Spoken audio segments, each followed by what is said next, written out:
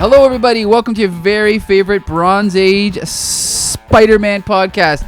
Here comes the Spider-Cast. I'm your co-host, Mike Gull, and as always, I'm joined by Joshua Mervell, and today we're going to be looking at some Uncanny X-men issues from 1985 featuring Spider-Man. That's right. And speaking of crossovers, we have the full cast, a full volume with us this week. G.I. Jolie and Harvey Brent. Hello. Oh, I forgot to turn Thanks my for joining camera us, off, guys. Yes. How silky does my voice sound?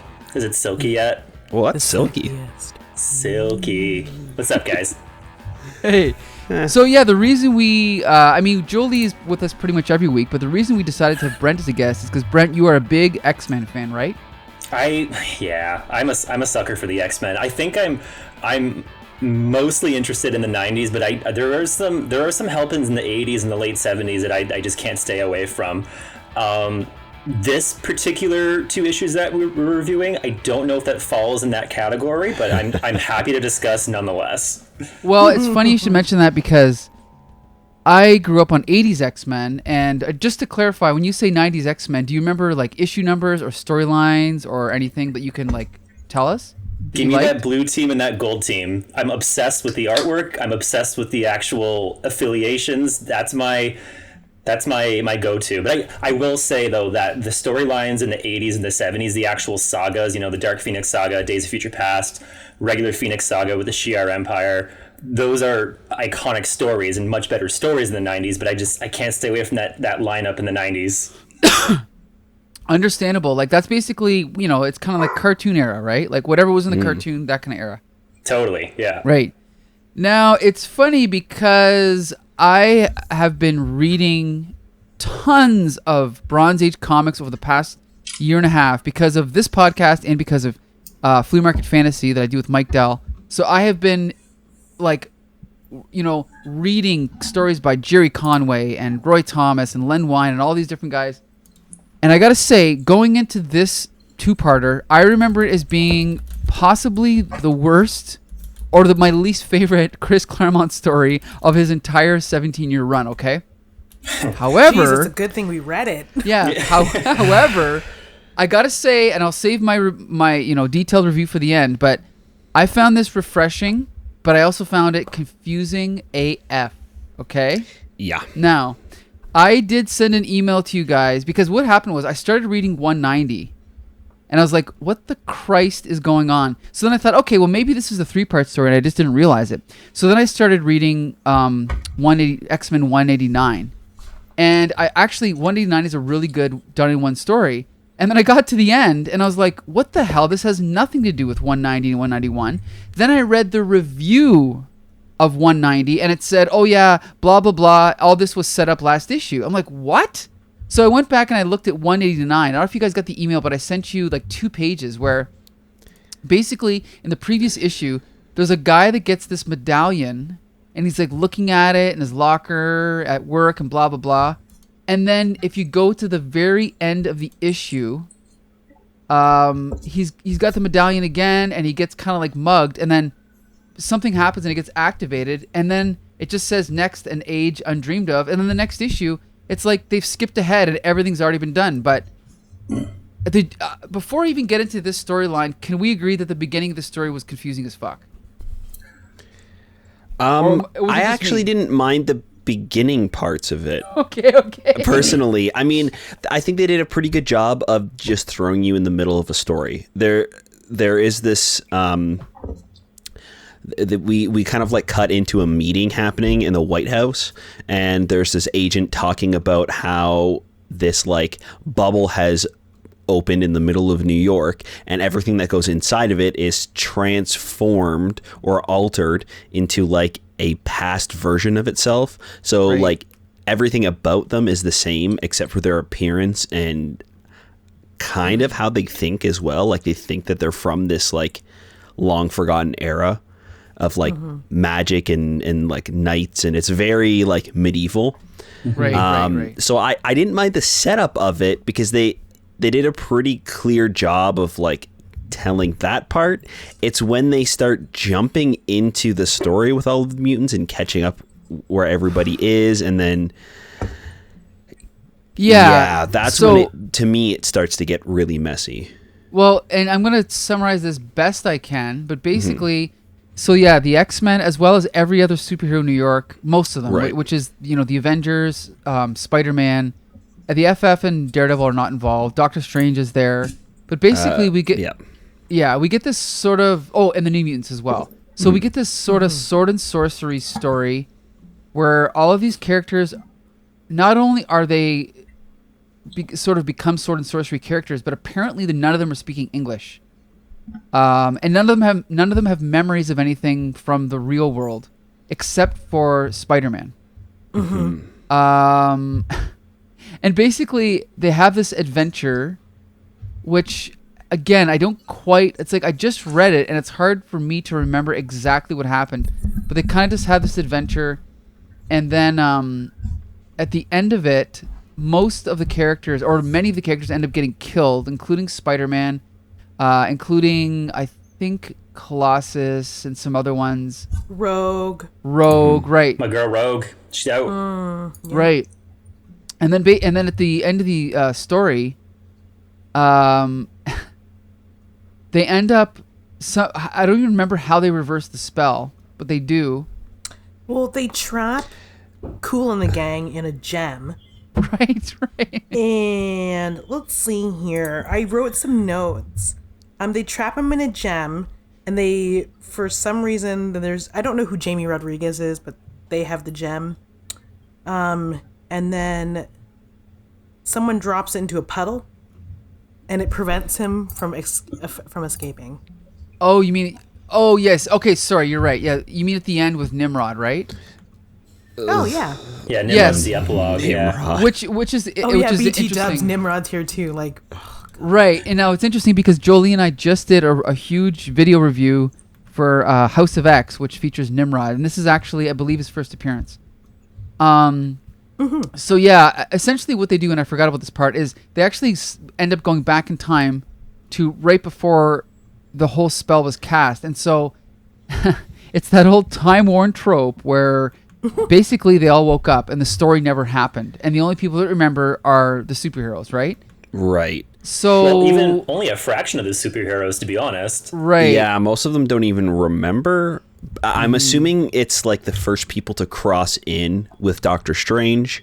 Right. After this bubble opened up, everybody else that wasn't there just happened to be already in the bubble when it opened up, or passed through and didn't realize what was going on. So this is like the original crew that went to stop it, and it's almost like Doctor Strange had like a save point, so that way when everything ended, I guess. See, it's not even clear as to exactly what happened. Yeah. Because and I'm reading a synopsis. Right. It's the only reason why it's clear to me. As a reader, we do not know what the heroes are trying to do to save the day. We just know that they're fighting these people, and that's really all that. This like warlock, I can't remember his name. Weird alien wizard name, right? We don't know that they're trying to take the talisman away from him. We don't. That's not indicated at all. It's we get to the end of the second issue and the writers say, oh shit, that's right, we need to end this story. I guess Storm can just rip it off of him, and then boom, the story is done. Doctor Strange says, yeah, everything's fine now that we stopped him. We went back in time, and none of that actually happened. So all the characters that you just saw die and like all of these events, doesn't really matter. Nothing happened, and I guess we'll just keep reading X-Men now. Continue on. Like it's so weird because I actually think that this is kind of a fun idea. This is really unique, and I think that having it almost like it seems like this guy's like a rivaling sorcerer to Doctor Strange. When we were first brought into the comic, we are quickly shown that Doctor Strange is completely incapacitated and can't really help. Like his mouth is completely gone.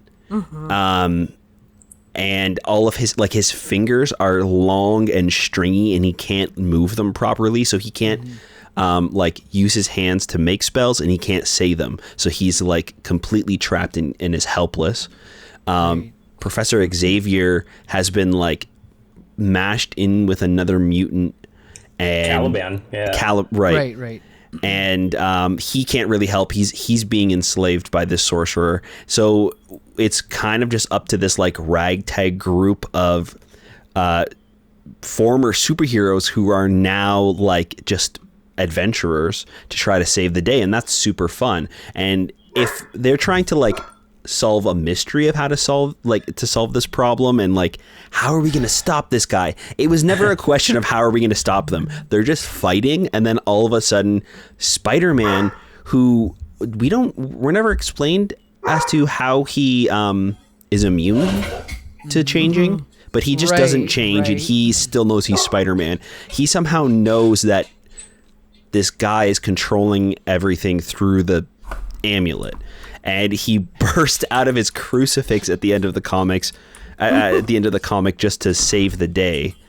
And there is an explanation, but you have to read Marvel Team Up number. Ew. Yeah, like, well, you have to read Marvel Team Up like number 1. What is it? Like, I don't know what issue, but basically Chris Claremont and John Byrne did a long Marvel Team Up run, and in that run, they did a story with this character, and Chris Claremont just decided to bring him back.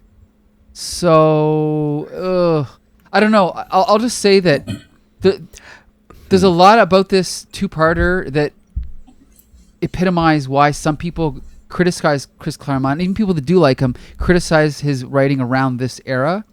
Mm-hmm. But, like I said earlier, in contrast to so many of the bad comics I've been reading lately, even though I didn't know what was going on, I still found the writing refreshing. But there's no doubt this was an entertaining two-parter. Mm-hmm. Like I was entertained. Was it good? No. But I was enjoying the ride, but I'm like, this is episodic trash. Like, this is not anything that stands out in the lore of X-Men or Spider-Man for that matter. You know what I mean? Yeah. Jolie, what are your first impressions for this story? Do you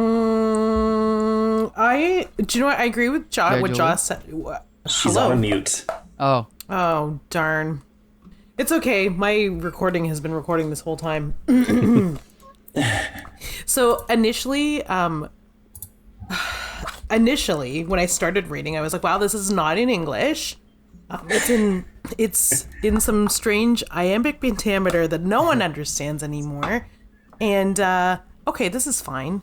It actually wasn't that bad. I agree with Josh that in the beginning, when they sort of eased you into the story of what was happening, it was understandable. Everything was understandable. And then it became quickly gibberish. I've read things where people applaud Chris Claremont for having the wherewithal to include the Avengers and the New Mutants and anyone that was kind of like in the Manhattan area, because that would be the scope of what's happening. Mm-hmm. If someone were to cast Kulin Goth, if he is a warlock that is casting a wall to create a sword and sorcery fantasy for our heroes / himself, of course it would envelop everybody. And the characters even say that somebody, I'm not sure, I can't remember who says it. It probably is Spider-Man, but he's like, I can't hurt anybody because the people here are like, these could be my friends in real life and I don't know it. Right. Right. And it's very WandaVision. So I was gonna. Man, you stole my talking point, Jolie. Girl, sorry.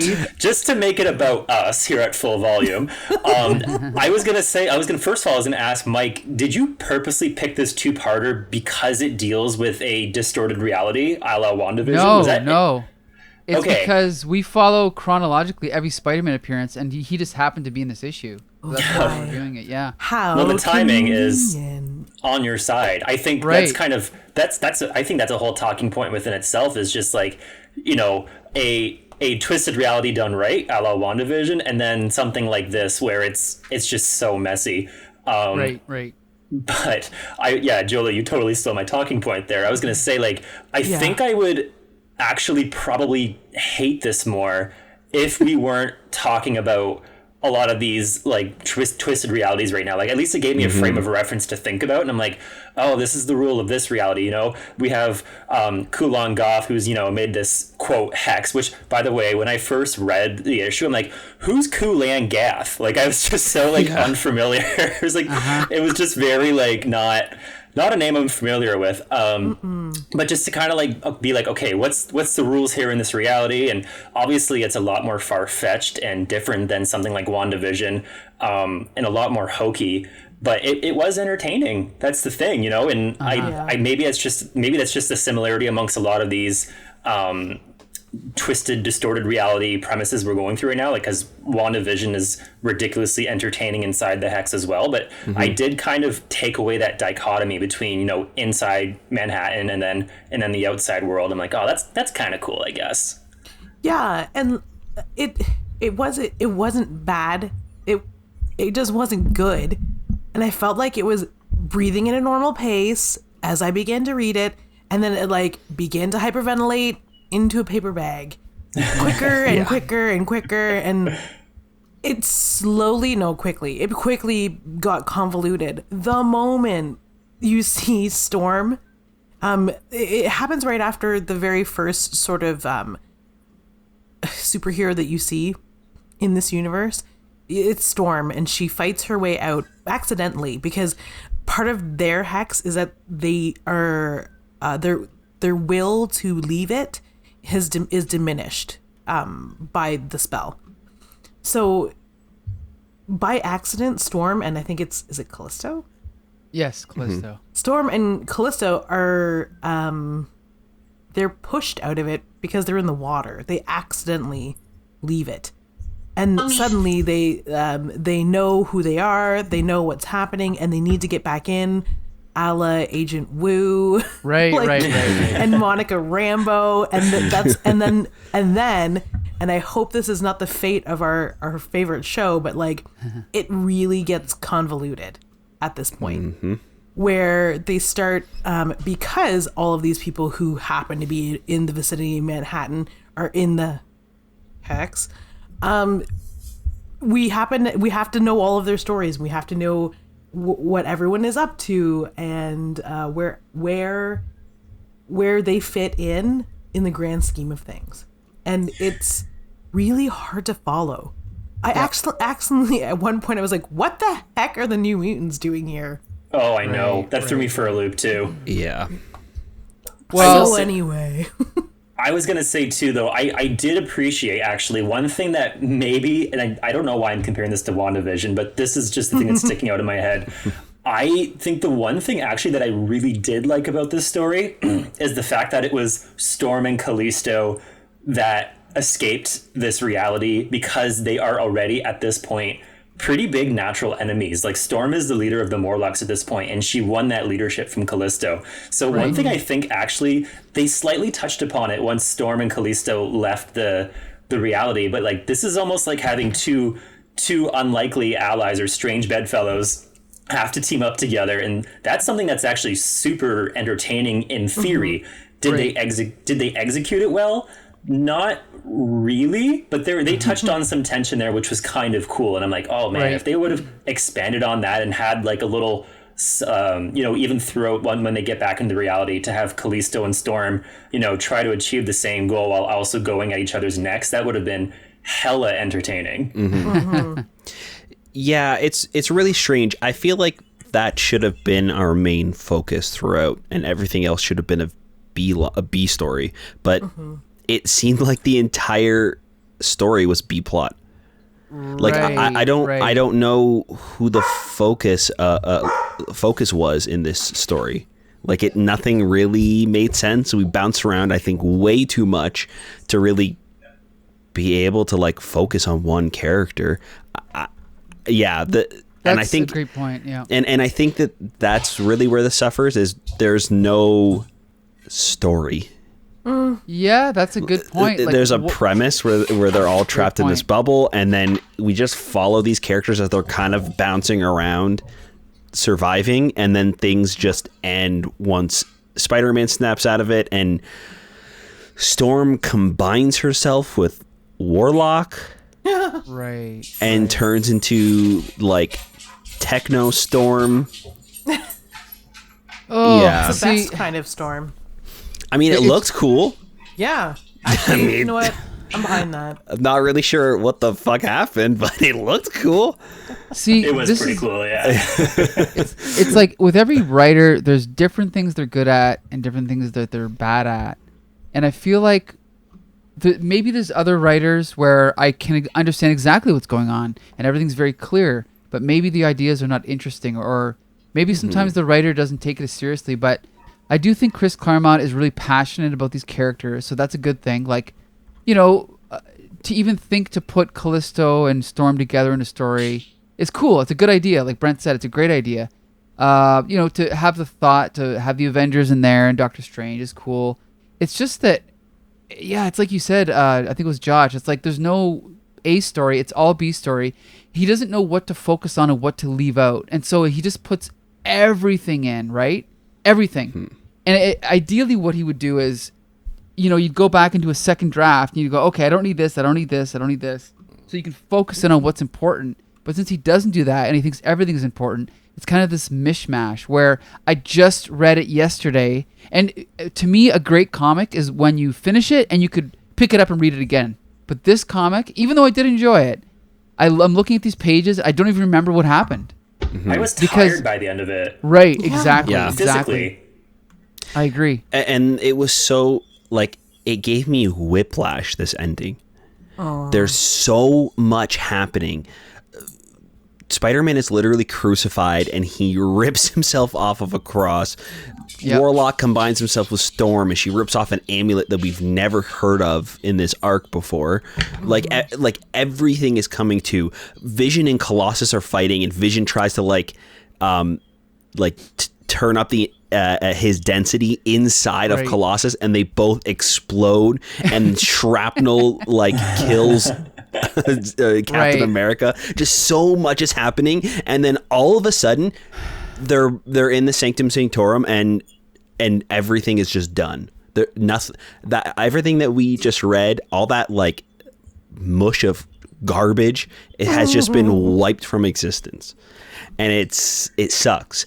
And I think that again, if they would have made Storm the main character of this story and we're following her, because she is self-aware of what's going on in here. She's been pushed out of the portal and goes back in to save the day. And she does still technically save the day in this issue, but we don't see her journey really throughout. Like, we kind of do, but it doesn't really matter.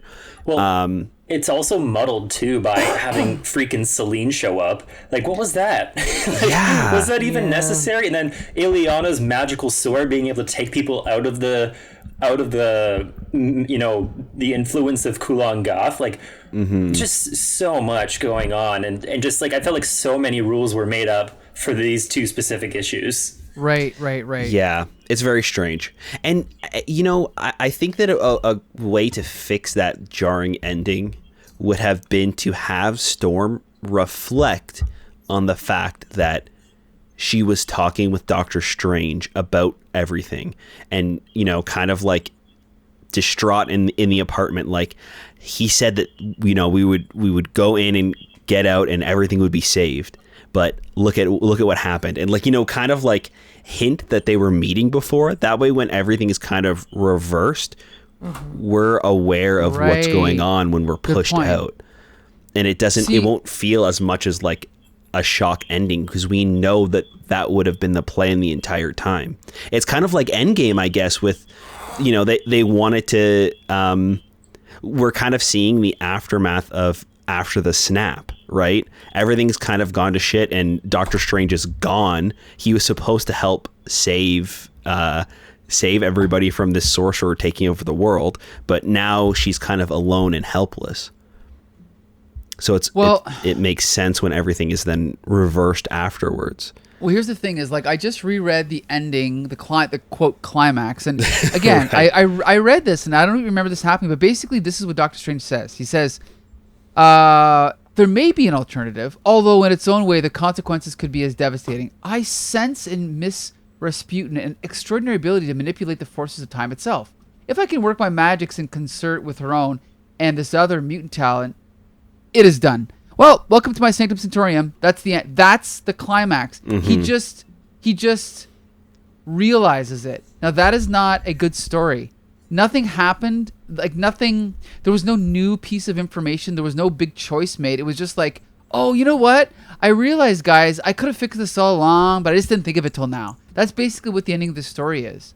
And then when we get the epilogue with Nimrod, again, I read number 189, but I completely forgot about the epilogue. So for you guys that hadn't even read it, you wouldn't even know about this scene, because this scene was paralleled in 189, except now Nimrod's there. And so basically, because Nimrod comes back in time and blasts this guy and helps this guy who's getting mugged, because the amulet doesn't get destroyed, the last two issues didn't happen. But how would you know that if you hadn't read 189, right? Yeah. Which you didn't. So I think Chris Claremont's expecting a little bit too much from us. And like, I know that other writers like Grant Morrison, people say it's hard to understand his stories, but I find, yes, they are, but when you reread them, they're usually much better. But with Chris Claremont, it's a different kind of confusion. I don't know. I think Chris Claremont's been sniffing a little too much in the past couple of issues. I think it's, I don't know. I love Chris Claremont, but I think it's a little bit chaotic, disorganized. It's chaotic. Yeah. Mm-hmm. And I don't want to say self-absorbed, but it's a little, he's assuming too much. It's kind of like this. I'll give a pathetic example on my part. When we first started doing Comic Book Syndicate, when I did the end credits to our show, I would put in all these little in-jokes and like running gags. No one ever got them because no one's watching the end credits. No one gives a shit about the end credits. And I think it's almost like Chris Claremont is expecting too much. Like, come on, Chris, we weren't reading that hard into it. Like, we're not, and I'm not saying hit the reader over the head, but it's kind of like you got to give a little bit if you're going to take, and he's not giving us enough to warrant that much scrutiny from us, I don't think. No. Could I be wrong? Like, it's, if you love something enough, you'll pay attention to the end credits. But even me working on the show didn't care about the end credits. Right. So the fact that the idea that I love X-Men, I love the Avengers, I love Doctor Strange, I don't love them enough to allow this story to fully form in my mind. I don't know. I think the big difference with your analogy, Mike, is that people can still watch episodes of the Comic Book Syndicate and then watch the credits and understand everything that happened. And for the people that are fans and read into it, they can get those little in-jokes. Where this, normal readers don't understand what the hell is going on, right? Like, if the story made sense, but like lines here or there were like hints to other events, and it didn't impact the overall story, then it wouldn't matter. Right. Where the entire thing is just like bits and parts from like a larger story that we didn't really see. Right. And I think that's the problem. And I think it's also that it kind of reminds me of, sometimes you'll watch those TV shows or movies where people will be like, well, if you would have read the books or listened to the radio audio play, then you'd know about this reference to this character. And, those things never work for mainstream people because you shouldn't have to read the books and the comic books and listen to this and play the video game to get... I mean, it can add an extra layer, like just like WandaVision. There's things that we all get that like my parents are not going to get because they haven't read the comics. So that's understandable. Right. But on its own, WandaVision works. It has its own... In every way it works, and it has an entertainment value. But this is just... Like I said, I remember it being my least favorite Chris Claremont story, and that's kind of been reinforced. Like, there are some great things about it, but it's everything that I don't like about Chris Claremont. Yeah. I just mean, like, I had to go back and reread things and reread them again and Right. like read them slowly and really think about what was being said and explained to actually Right. understand what was happening half the Yeah, time. agreed. Yeah. And halfway through 191, I just stopped doing it. Right. And I was just Yep. like, okay, I guess Storm's talking to her mother, I think, through the robot. Whatever, I don't care. Move on. I just stopped. I was reading the words, but Right. I just stopped caring and stopped wanting to understand what was going on. Yep. Yeah. Yep, I started well- to daydream about like tacos. Yeah. And you know how when you're reading a book and you're like, oh, stop it, like get focused. I Right. allowed myself to cook a whole Mexican meal in my mind while I read this book because that's how much I cared to read and comprehend it. It was so treacherous. I reading this, I was just like, I was just trying to think of what story I would want to tell. Good point. Totally, Like yeah. what do I want to actually be happening instead of, you know, Well, this is like I mean- random stuff. it's like we said, it would have been so much better if, like, I know that some characters retain their memory, but if we would have stuck with, let's just say, it's like whenever there's a TV show or a whatever, like, you know, Captain Kirk materializes in the whatever room, and all of a sudden he's in the mirror universe, but he's the only one that knows, right? And then over the course of the episode, he's got to try and figure out how to get back to the regular universe, but he's also got to try and make friends with Spock, so Spock can lead to change in this universe. It's a very simple premise, right? But in this, it should have been Storm and Callisto are the only ones that know what's going on. They have to figure out how to solve, you know, how to fix the spell and how to beat the bad guy. And at the end of the story, that's what happened. Yeah. Or That is they find the only other character, much to their surprise, that is also somehow unaffected by the spell. right, Right. exactly. And then the three of them team up to figure Yes. it out. And to free point. Spider-Man, who for some Right. reason is being crucified. See, that's the thing, is it's always really fascinating when you read like the backstory of like movies and stuff like that. Do you guys remember Good Will Hunting? Of course. Great movie. Do you remember the scene where Matt Damon is sitting with Robin Williams and he's talking? I think he's talking about how he was offered a job with the U.S. government, and he's like, "So now I'm over, and I'm dropping bombs on a guy and blah blah blah." And he basically works out the logic of what would happen if he would have taken the job. Do you remember that scene? He's like, so basically, the point of the scene is that he figures out the logical reason why he shouldn't take a job with the U.S. government because it'll basically make him part of the problem, and he figures out a logical way around it. I don't remember exactly how the scene plays out, but the interesting thing about that scene is that that was the original premise of the movie.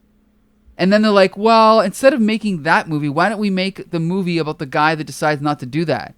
And I love finding that stuff out because, the writing process is so complicated, and when you're writing and refining, those are the kind of ideas you have. And ideally what would have happened here is Chris Claremont would have pitched this idea to his editor, which I believe was Ann Nocenti, whom we all love. But one criticism is that this era, it was that Chris Claremont was given free reign to do whatever he wanted. And it's kind of like what we're saying is that he should have pitched this idea, and Ann Nocenti should have said, well, that's a good idea, but you need to zero in and you need to rein it in and focus on like two characters and their journey through the story. But instead, he didn't do that, and he gave us the Matt Damon scene of him joining the army and bombing Libya or whatever he was going to do, right? So Yeah. I think that's what's happened here.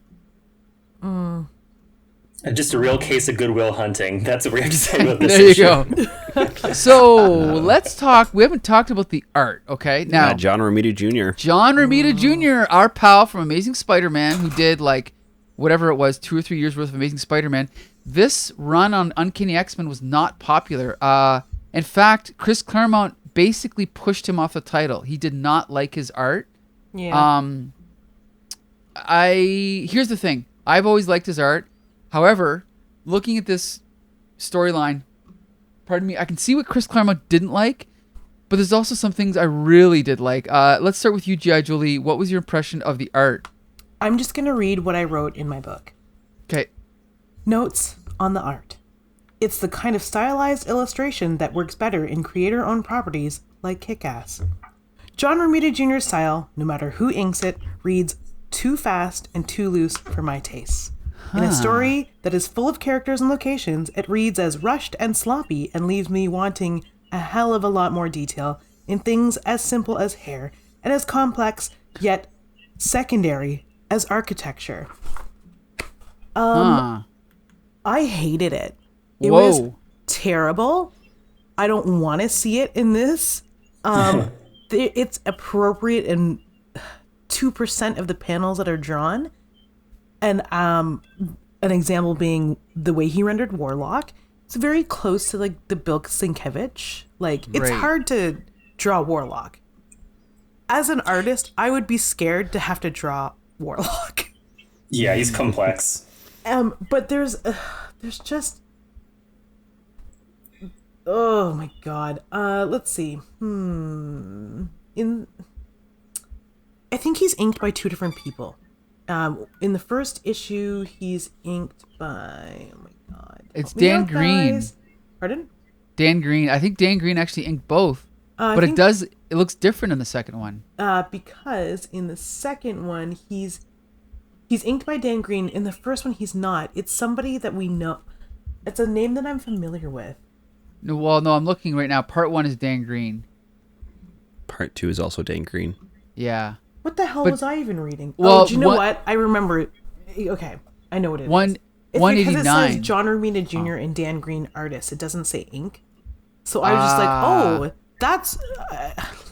well, you know what? Like the art. It's John Romita Jr. No, it's terrible.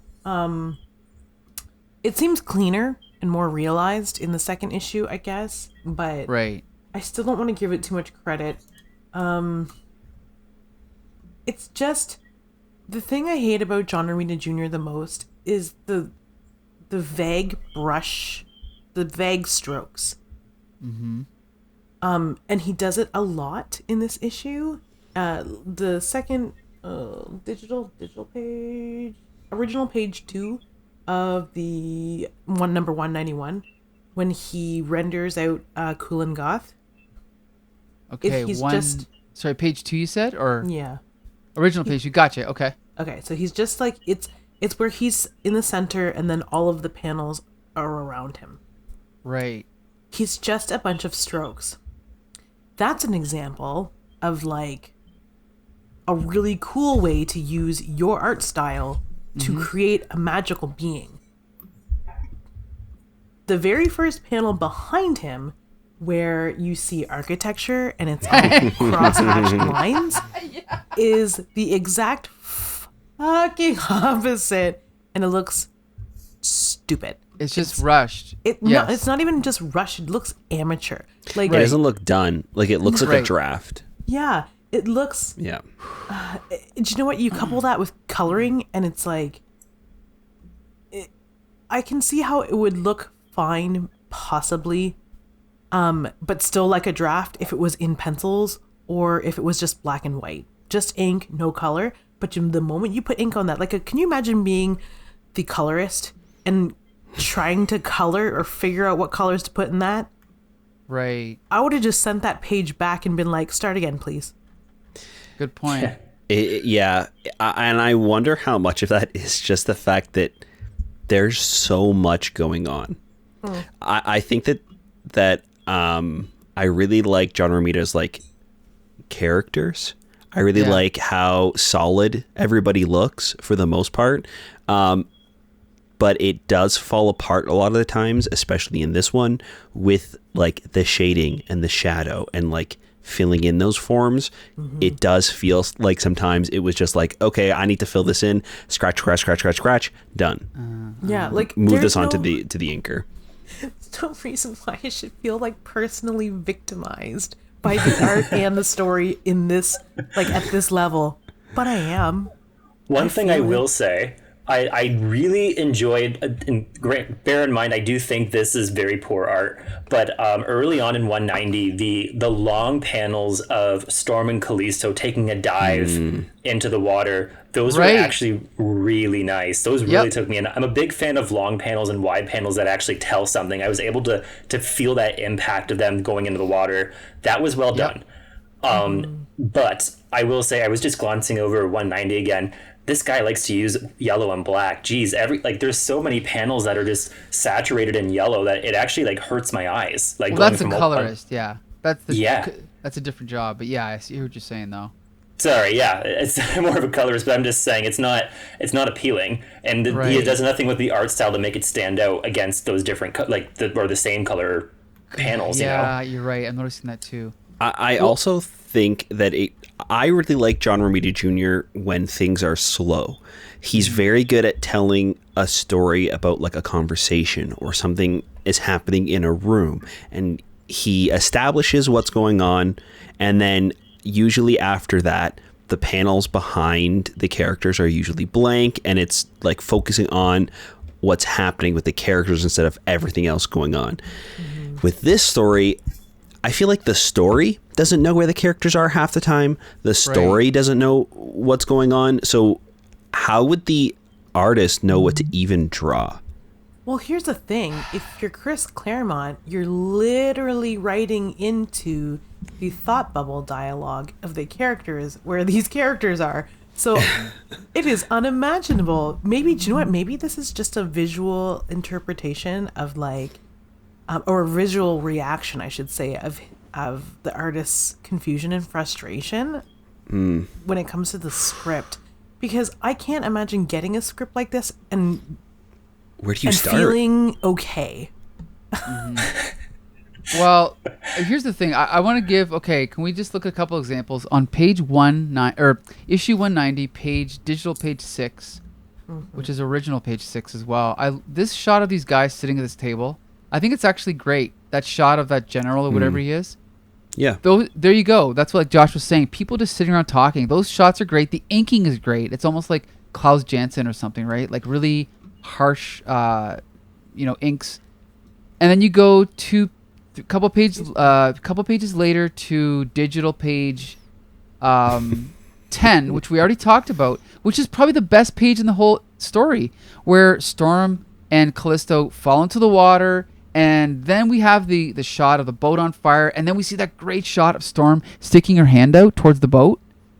Now, I think the reason this page really works is because it's very clear action, like fall into the water, come back up, swim, close-up of Storm. But then you skip to the next page, digital page 11, and this is all abstract crap. Like where are they? It's it's like floating heads and mutating guy, and then a shot of the bad guy. And this is where it falls apart to me, because it's not action to action. It's just stuff on a page, and that's where I think it gets messy. Yeah. And yeah, go ahead, Jolie. Does anyone else feel as though this could have used a couple issues instead of like a couple more issues, I should say, instead of just 2? Yeah, they could have fleshed this out. Yeah, I'm worried that if they were to have gotten more issues, it would have been the same muddled mess, just three issues instead of just 2. You know what panel perfectly personifies the chaotic nature of this entire script is? I think it's at the end of 190 or possibly the beginning of 191, the giant melee that breaks out over Ileana. What? Do you guys remember that? Yeah, I think that was at the end of 190. It perfectly embodies the lack of like clear direction going on in these 2 comics. You know what I mean? Yeah. Oh yeah. Again, nothing makes sense. And one of the Chaos. thing, again, I love John Romita. He's one of the few artists I'll actually buy almost anything he does just to see him draw, because I love his art. But he is guilty of, like he actually said in an interview, his style is called a deadline style. His style was created as a way to hit deadlines. And you can see it in the way that he reuses the same stock poses. Like if someone runs, they're always running the same way. If they're flying, they're always flying the same way. And in the few instances in the story, when you see like a pinup shot of all the heroes standing together, you know, like on page 2 of 191, those panels, if they were drawn by Art Adams, they would have been used for T-shirts and posters and blah, blah, blah.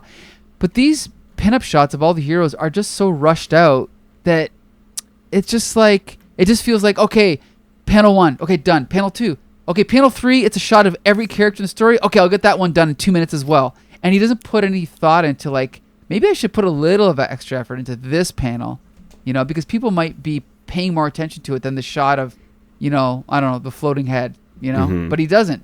He just gets it all done. And there's like an equal amount of effort put into every panel, but maybe that's not always such a good thing.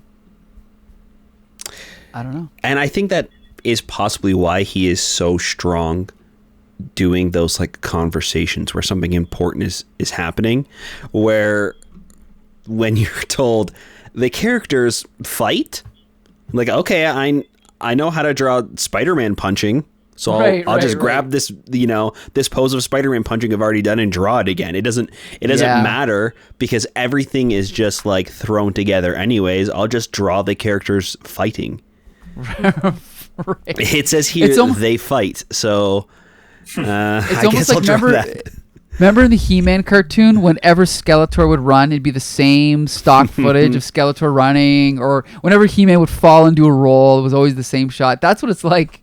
Unfortunately, with John Romita Jr. and with people like Sal Buscema, they tend to reuse the same things over and over again, and sometimes it's kind of charming. And like we said, they hit their deadlines; they're never late, so you can give them credit for that. But unfortunately, when you're rereading it 30 years later and you're in your 40s and you're scrutinizing over every single panel, it's not going to hold up to as scrutiny, right? The way something else might. You have something to look forward to in your 40s now, Josh. But I still love it. So here's a question. I know, Brent, going back a few months, you had briefly, actually, hinted at starting an X-Men podcast. Does reading this story make you less excited or more excited about doing an X-Men podcast? Ooh, okay, a little bit of both. I'm not... Granted, I podcast with Jolie every week. You can catch us at Full Volume Podcast as part of Comic Book Syndicate. But I mean, I don't know. Mike, think that bleep that out in editing. Bleep that out in editing, Mike. Yeah, there you go. Too controversial. Do not. I've talked about it for a while with my cousin to really start an X-Men podcast, but you've been kind of cautioning us, just because you want to start an X-Men podcast in the comics doesn't mean you're going to get the same fan base. Like, you're going to get people that are only into the 70s or people that are only into the 80s. Like, there is very distinct groupings of fan bases within the X-Men comics. And so it's just some of those considerations that I don't quite have yet. But in terms of this particular issue, I do think this would be kind of fun to analyze through the lens of an X-Men podcast. Granted, I don't think I'd have many nice things to say about it. Right. Once I developed enough of a snarky persona where I could really go off on this, in a way that doesn't turn off viewers, I think it could be kind of fun, actually. And that's probably not the answer you were expecting. But I do think, stories like this could hold merit for us, holding up a mirror to them and being like, okay, this is ridiculous. Yeah. Yeah, and it's one thing I know about for Bronze Age comics, is like, to me, Alan Moore is like the speed of light. Nothing can be better than Alan Moore, and so everything else falls into place below that. You know what I mean? And the closer you get to Alan Moore, I think your mass increases, but your speed slows down. Anyway, I don't even know what I'm talking about. But the point is that every time I read Bronze Age comics, it's like my perspective, it changes so fast back and forth where I go, oh my God, like Steve Englehart, he's so good. I'm going to buy 2 long boxes worth of Steve Englehart comics and then not read them for 10 years. And then in 2021, I'm going to finally read them, realize they're all crap, sell them for 50 cents a pop. And then I'm going to read stories by Mike W. Barr and realize those are good. And then I'm going to read stories by Roy Thomas and realize I hate Roy Thomas. I hate all these guys. And then I'm sitting here reading this, and even though we just tore this thing to shreds, I still think it makes me love Chris Claremont more for some reason. Like, here's the thing. Josh, we've read a lot of different writers in the last year and a half. Where do you just from reading this story, where do you rank Chris Claremont compared to all those other writers? Oh, that is tough. I feel like this is definitely more interesting than Marvel Team Up. Right. At least there are some like cool things happening. There's some gems, some like things that I never thought I would want to see, but love seeing. Like that Colossus and Vision fight is fantastic. Person who can like change their density and be impermeable, and then like versus a guy that you can't penetrate at all. So like that is fantastic and such a fun little moment in this that you can tell that Claremont is having a lot of fun, and is enjoying what he's doing. Where with Marvel Team Up, it very much felt like, well, what comic are we going to try to sell this week? Yeah. What story are we going to shove Spider-Man into? So this is definitely above that. I think that Amazing had a really great run when we first started, especially with like the beginnings of the Hobgoblin stories. Right, And Roger's there's turn. a lot of fun there. Everything that's been happening lately on Spectacular is awful. Like this is, I'll take incoherent junk as long as it's fun, I guess is what I'm trying to say. This was almost fun. Yeah. The idea was funner than the execution. I feel like if I had to read this every week, though, it would be down there with everybody else. This feels like when you go to the bar and you're just a little more sober than everybody else. Yeah, that's a good comparison. Yeah, I'm just that's a good point. standing You're right. on the wall with Brent, like making fun of this girl because she's a mess. And what is she doing on the dance floor? And why does she have no shoes on? And who are her 4 other friends? And anyway, like that's what this felt like. Yeah. We're here. We're here to be entertained. We are marginally entertained, But also annoyed, but also a little bit annoyed. Yeah. Yep. Yeah, it definitely, you're totally right in that it's almost like you have to be in the zone, and if you are in the zone, you might really get into it, but if you're not in the zone, you're going to get annoyed very quickly. But still be able to look back at it and laugh, But anyway, I guess the final question is, Josh, do you recommend this comic? No. I recommend that you go read the Wikipedia page for it. Right. Because that does a better job of explaining of what the hell's going on here. There's some cool moments. Maybe flip through it, but don't sit down and read it. All right. G.I. Jolie, do you recommend this issue? I recommend you read the synopses by Gentlemen of Leisure, available online currently, and that's what got me through this pile of trash. Do you know what? The more I flip through it, the more I'm just like, no, you can't say all those dirty, nasty things about Romita's art because you actually really like it. But no, Right. like do you know what? There are some moments of like utter brilliance, but for the most part, it just doesn't work in this book. For the Storm storyline, because this is the most I've ever seen her do anything of in any property I've ever read her in. Do you know what? It's a fun look at stuff that Storm's doing. If you're a fan of the character, you might like this book. Yeah. It's almost a feminist story. They almost could have gone there. Almost, yes. There is a woman in it, yes. Like that's about as close as I think they There's get a to feminist 10% the way there. Yeah. There is a woman. A man is penetrated by another man. By magic. No. Same thing. Yeah, by magic. So yeah, It's all magic. is it third wave feminism then? Yeah. I'll just say like I said, this is one of my least favorite stories from Chris Claremont on X-Men. But if you are going to read the story, at least read the issue right before it, 189, because it's kind of the opposite of this. It's a very low-key story with just Rachel Gray and Amara Magma. And it has a guest inker, Steve Lealoha. Completely different look to John Romita's art. Mm-hmm. And One at of least my if you read favorite that, you have a artists. little bit of a hint of what's going on in the next 2 issues. But again, like I said, there is some merit to this story, but it is possibly my least favorite X-Men story by Chris Claremont. So, with that being said, sorry, were you gonna say something? Oh, I was gonna say if we had to recommend this in some capacity, I feel like we should. Like, I sentence these 2 issues to reside in the waiting lobby of an anesthesiologist's office. Like, can you imagine reading these for 45 minutes and then going under, counting back from 99? You're gonna have a hell of a time under there. Right.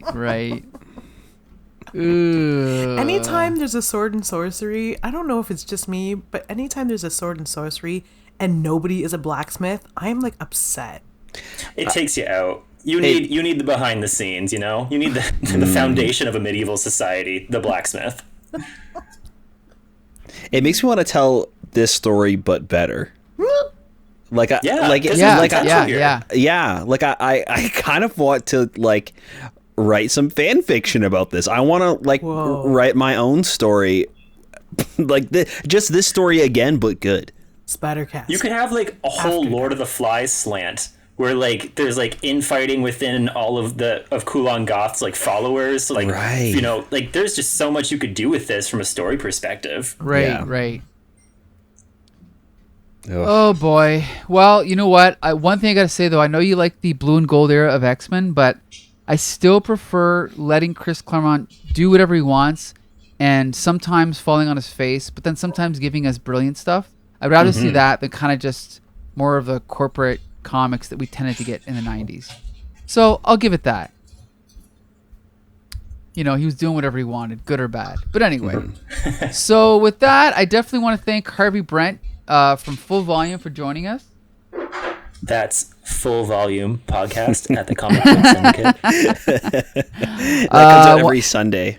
Every Sunday. The Desperate Sometimes Housewives time slot every Sunday. Tune in next Sunday where our special guest is Joshua Marvell. in lieu of me, actually. I can't make it. I'm moving. Oh, yeah. Yeah. No, Josh, you're going to have to replace me. All right. I'll try my best, but he's going to do a shit job. I just know it. No. Oh my. I mean, fair, but ouch.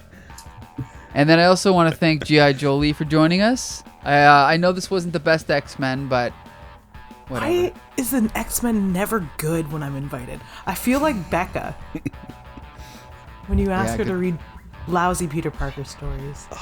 This is exactly what Becca feels like. I would have loved to hear what Becca had to say about this.